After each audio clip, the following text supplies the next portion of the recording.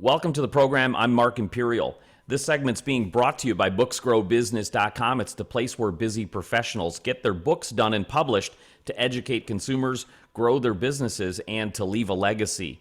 I'm doing a series of spotlights on remarkable business intermediaries from across the country.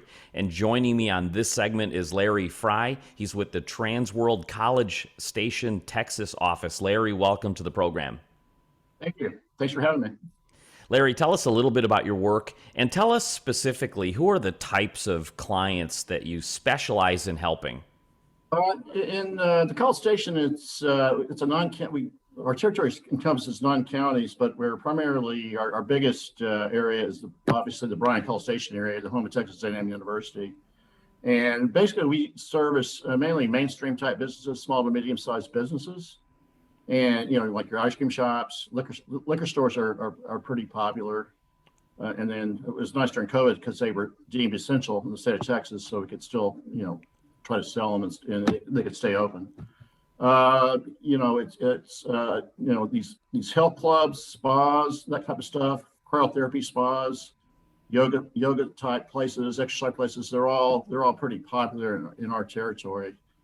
And College Station is a booming area because of the university, and it's a small metropolitan area now, really, with the College Station Bryan area. And so there's a ton of small to medium-sized businesses that restaurants, hotels that are pretty codependent on Texas A&M University. And now that COVID's done and the university's open again, and they get 100,000 people for the football games, the restaurants and hotels are doing well again. So it's a nice territory.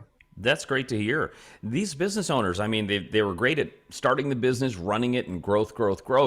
How good are they at selling a business? When they reach out to you, are they prepared? Yeah, that's kind of the business broker issue, of the current issue of the day is you want to make sure your clients or your sellers have an exit strategy in place all along while they're, you start the business, you build it up, but you also have a exit strategy in mind to maximize your value as you're operating the business. And then, so when you finally decide, it's time to sell, hopefully, before something bad happens, but you decide to sell, you maximize your value and you're not scrambling to, put all the pieces together when it's time to sell. And so most business brokers will advise you to have a exit strategy in place. And, that's the type of stuff to where you want to remove yourself from the daily operations of the business and have like a manager and supervisors who will stay on after you sell the business. Because if all the knowledge is in the business owner's head, he's going to lose value because once he's gone, there's, no one really there to hand the baton to the new owner in an effective way.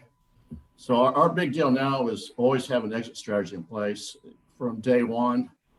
And frankly, I was reading an article the other day on Biz by Sell where restaurants, they recommend, your typical restaurant, they recommend spend your first year building up the business, your menus, advertising, getting people in there to eat and all that. Then the next 3 years you spend building up, get off the launch pad and really building it up in 3 years. And then your last year you spend, and while you're building up, you have an exit strategy in place. And then your last year, the 5th year, is when you, okay, it's time to either revamp, come up with a new menu, come up with a new theme, because our customer, your customers are going to start going elsewhere. You want to maintain those customers or your customer base. So you got to revamp. So you either revamp or it's a good time to sell and let the new owner revamp. So that would be an exit strategy too. Just have 5-year plan in place if you have a small, medium-sized restaurant. So you mentioned most of these people, most of the owners don't have anything in place, and then something happens, they get ill, or even sadly, they die, and then their families don't know what to do with the business because there's no exit plan in place, and so they end up selling it for pennies on the dollar, and so that's the hazard of not having a good exit strategy in place. What are the most important things that a business owner has to get in place to make their business really attractive to sell? Can you give us some insight on that? Yeah, I mean, you basically need to, like I said before, you got to remove yourself from the daily operations. You got to have a team in place that can carry the baton forward when you sell. You also have to have all your books straight. You don't want to have all the, your financials and all that in a shoebox. You got to have it. It's nice to be audited every year and, have your tax records, your Schedule Cs all, in place and done right. And hopefully, certified by a CPA or an accountant, audited and all that. Good books are usually, shows that you've run the business effectively and you've organized it. And but it's unfortunately a lot of these small business owners they just keep it all in they don't really use an accountant. They just kind of do it all on paper and they just keep it in a shoebox, and it's makes our job harder, and it also reduces their value because you end up stuff falls through the cracks that way. You mentioned yeah, earlier about COVID, and Yeah. I'm glad to hear that businesses are booming now. So, is this a good time to sell a business, or should people hold on to them? What have you seen in your market? Is this a good time to sell a business? Well, the problem in College Station now is businesses are booming again, but there's a shortage of employees.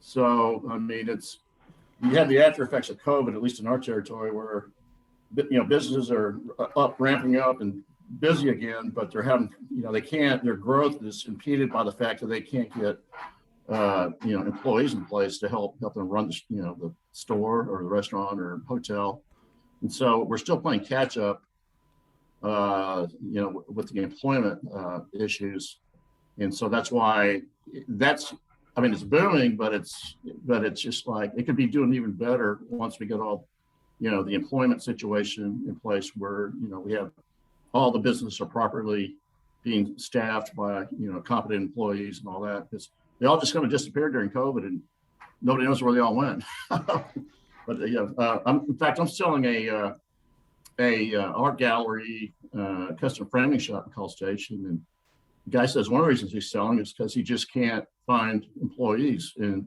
so he and his wife are running it, and they've just decided he's had it for over 30 years, and they just said they're ready to sell it because it's.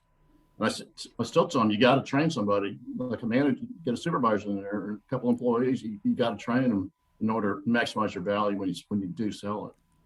So it's there's still a lot of remnants of COVID out there based on employment issues. So hopefully that'll go away. Larry, how did you get started in this field? What inspired you to become a business intermediary?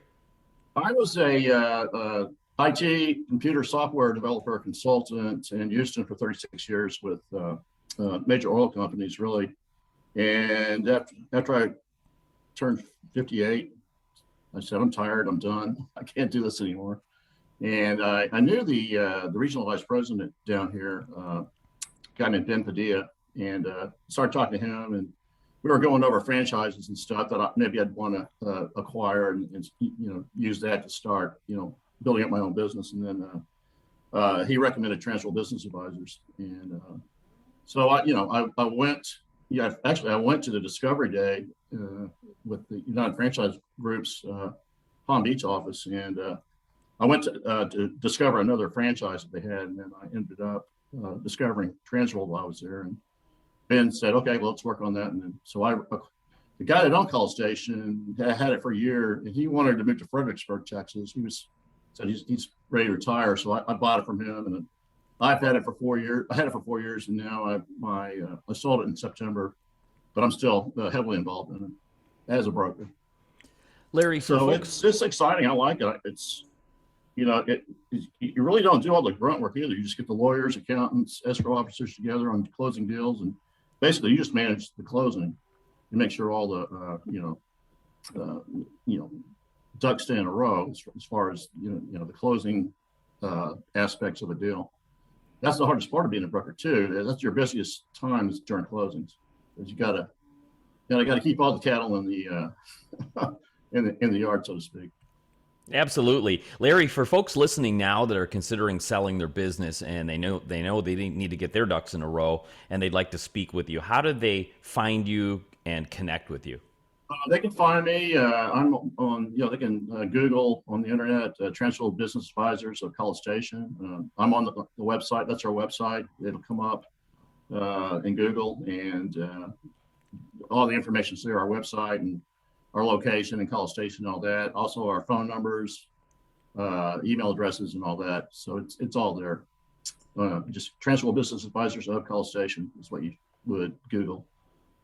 Larry, thank you so much. This has been great. I really appreciate you sharing with my audience today, and I wish you continued success for you and for all of your clients. Thank you, Mark. I appreciate it. And thank you for having me on.